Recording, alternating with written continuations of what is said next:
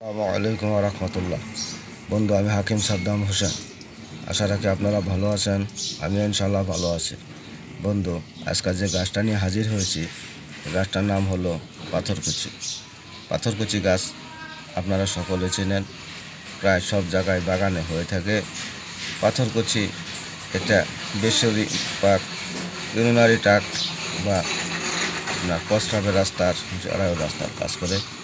বন্ধু, আমি আজকে যে নুস্খা আপনাদেরকে দেব, এটা হলো পাথরকুচি দিয়ে কীভাবে ওষুধ তৈরি করলে যৌন রোগের জন্য কাজ করে।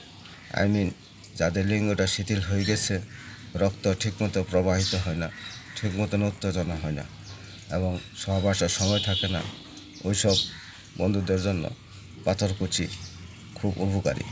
এই পাথরকুচির শিকড় নিতে হবে।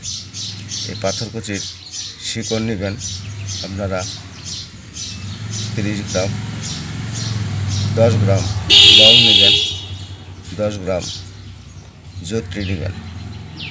এই 50 গ্রাম একত্র করে শিলপাটায় বেটে আপনারা ছোট ছোট বুট পরিমাণ ট্যাবলেট তৈরি করবেন। রোদ্রে শুকিয়ে কাচের বয়ামে সংরক্ষণ করবেন।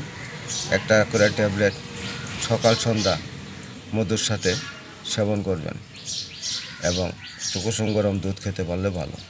এভাবে যদি আপনারা কিছুদিন খেতে পারেন, যেসব বন্ধু সেক্স একবারে দুর্বল, ঠিকমতো লিঙ্গ উত্তেজিত হয় না, লিঙ্গ শক্ত হয় না, সহবাসের সময় থাকে না, সময় কম, তাদের জন্য খুব উপকারী।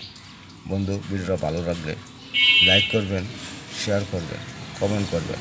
আসসালামু আলাইকুম ওয়া রাহমাতুল্লাহ।